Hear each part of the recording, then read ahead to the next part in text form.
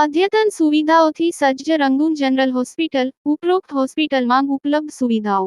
બાળકો માટેનો ખાસ ઓપીડી વિભાગ, કાંગારૂ મધરકેર વિભાગ, સ્પેશિયલ રૂમની સુવિધા, પીઆઈસીયુ, નવજાત શિશુ સઘન સારવાર કેન્દ્ર, એનઆઈસીયુ, નાસ આપવાની સુવિધા, નેબ્યુલાઇઝેશન, ઓક્સિજનના બોટલ તથા કોન્સન્ટ્રેટરની સુવિધા, નોર્મલ તથા સિઝેરિયન પ્રસૂતિ, પીડા રહિત પ્રસૂતિ, ગર્ભાશયનું ઓપરેશન, ટાંકાવાળું તેમજ ટાંકા વગરનું, સોનોગ્રાફી, વંધ્યત્વ નિવારણ દરેક પ્રકારની તબીબી સેવાઓ નિષ્ણાત તબીબો દ્વારા પ્રદાન કરવામાં આવે છે.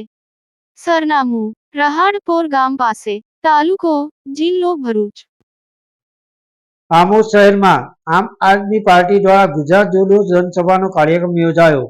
વોર્ડ નંબર 5માં દહેજ રોડ ઉપર આમ આદમી પાર્ટીનો ગુજરાત જોડો જનસભા કાર્યક્રમ ભરૂચ જિલ્લા આમ આદમી પાર્ટીના પ્રમુખની આગેવાનીમાં યોજાયો હતો. આમોદ નગરપાલિકામાં આ વખતે આવનારી ચૂંટણીમાં આમ આદમી પાર્ટી દ્વારા તમામ બેઠકો પર ચૂંટણી લડવા માટે ભરૂચ જિલ્લા પ્રમુખ પિયુષ પટેલે જાહેર કર્યું છે. આવનાર સમયમાં ભરૂચ જિલ્લા પંચાયત, તાલુકા પંચાયત અને નગરપાલિકાની ચૂંટણીઓ આવે તેવામાં આમોદ તાલુકામાં તમામ બેઠક ઉપર ચૂંટણી લડવા માટે આમ આદમી પાર્ટી મેદાનમાં આવી છે. કોંગ્રેસ અને ભાજપમાં આમ આદમી પાર્ટી આવતા અનેક થઈ રહ્યા છે.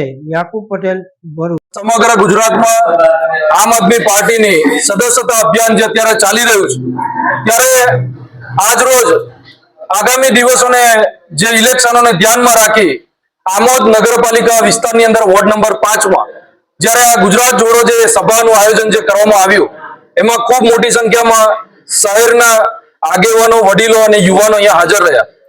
ત્યારે આજે આ નગરપાલિકા ભાજપના હાથની અંદર છે, ભાજપની સત્તા બેઠી છે, પરંતુ અહીંયા જે અપક્ષ ઉમેદવારી કરી અને જે પેનલો જીતી છે, ત્યારે અપક્ષની ઉમેદવારી કરેલી જે પેનલો છે એ પણ આજે કોઈ સભ્ય ભેગા મળી અને આજે જે સ્થાનિક જે મુદ્દાઓ છે એમાં રોડના મુદ્દા હોય, સ્ટ્રીટ લાઇટના મુદ્દા હોય કે પછી ગટર લાઇનના મુદ્દા હોય કે કચરાના મુદ્દા હોય, આ તમામ મુદ્દાઓ ઉપર મૌન સાધીને બેઠી છે અને ભાજપ સાથે જાણે હાથ મુકાવી અને આ વિકાસ અટકાવવાનું જે કામ કર્યું હોય એવી રીતે જનતાના ખાલી મત લેવાનો ઉપયોગ કર્યો છે.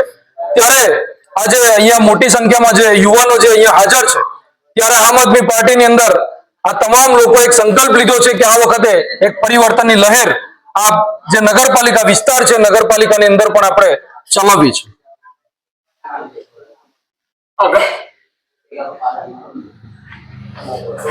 અગાઉ આમોદ નગરપાલિકાનું ઇલેક્શન આવી રહ્યું છે, તો તેમાં આમ આદમી પાર્ટીના ઉમેદવારો ઉમેદવારી કરશે ખરા? જે અહીંયા તમામ વોર્ડની અંદર અમારી પૂરેપૂરી પેનલો ઊભી રહેશે. સમગ્ર ગુજરાતની અંદર 10,000 કરતા વધારે ઉમેદવારો આમ આદમી પાર્ટીના ઉભા રહેવાના છે. એ જિલ્લા પંચાયતનું ઇલેક્શન હોય, તાલુકા પંચાયત હોય કે નગરપાલિકા હોય કે મહાનગરપાલિકા હોય, આ તમામ જગ્યાએ આમ આદમી પાર્ટી સંયુક્ત ઉમેદવારી કરશે. કયા મુદ્દાઓને લઈને આમ આદમી પાર્ટી જનતા વચ્ચે જશે? આમ આદમી પાર્ટી હંમેશા સ્થાનિક મુદ્દાઓને લઈને લડતી આવી છે અને અમે અત્યારે પણ જે કંઈ પણ ઇલેક્શનો છે, તમામ ઇલેક્શનોની અંદર રોડ રસ્તા હોય, જે ગટર લાઈનો હોય, વિધવા સહાયની જે યોજનાઓ અત્યારે ચાલી રહી છે, પરંતુ એ વિધવા સહાયની જે લાભ છે એ આજે વિધવાઓ, મહિલાઓને, માતા બહેનોને નથી મળી રહ્યા, એ મુદ્દાઓ છે. સ્ટ્રીટ લાઇટના મુદ્દા હોય, જ્યારે સ્ટેટ હાઈવેના મુદ્દા હોય, આ તમામ જગ્યાએ આમ આદમી પાર્ટી આ મુદ્દાઓને લઈને લડતમાં ઉતરશે.